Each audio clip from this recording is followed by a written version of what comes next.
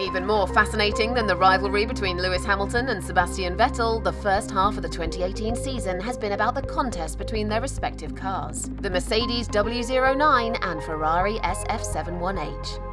Two cars of fundamentally different aerodynamic philosophies, the strengths and weaknesses of each relative to the other have been quite distinct, lending a competitive volatility to the season. Beyond that, both teams have been developing their machines at an extraordinary rate that has seen one, then the other, leapfrog ahead in the competitive order. Here we take a detailed look at the recent developments of each.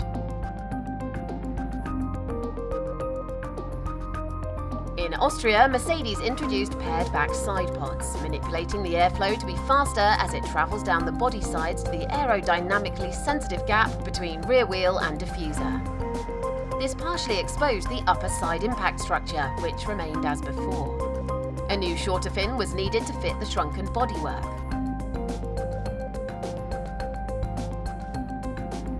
These changes were made together with a new mirror arrangement that further enhanced the airflow.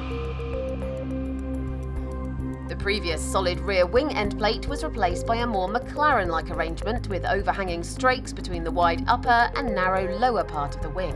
This allowing the lower part to work more effectively in scavenging the air from the diffuser area. The angles of these strakes are very carefully aligned to pick up the direction of the airflow, thereby allowing it a freer passage at greater speed, all increasing downforce. A new front wing appeared on the Ferrari in France, reverting to last year's arrangement of 5 main slots rather than the 4.5 used up to this point in 2018, and reducing the sensitivity to airflow stall. There was also a new vane at the top of the end plate to help turn the air around the wheel. A new floor introduced in Canada featured a revised arrangement of mini vanes on the footplate area that better conditioned the airflow as it travelled towards the main barge boards. There were also changes to the W floor arrangement of slots that bleed off some of the overfloor airflow and redirect it to the underfloor.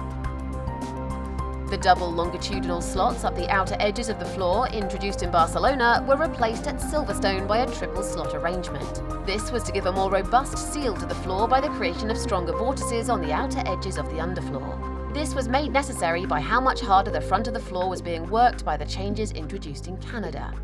The downforce-inducing rear brake ducts were reworked at Silverstone, changing from a simple aerofoil profile with a couple of small slots to a triple element with slots running across the full width.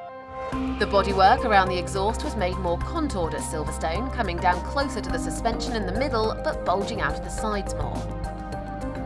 This area forms the outlet for the air travelling over the radiators. The bigger the outlet, the faster the air flows over the radiators, increasing the cooling effect.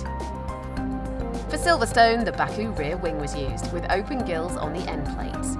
The straight-edged wing was used at conventional tracks, with the spoon-profiled one used for Montreal. The spoon profile reduces the wing's area on the outer edges, surrendering some downforce for a reduction in drag that gives a net lap time improvement on the Baku and Montreal track layouts, but would cost lap time at more conventional tracks. The additional T-wing was used at Monaco.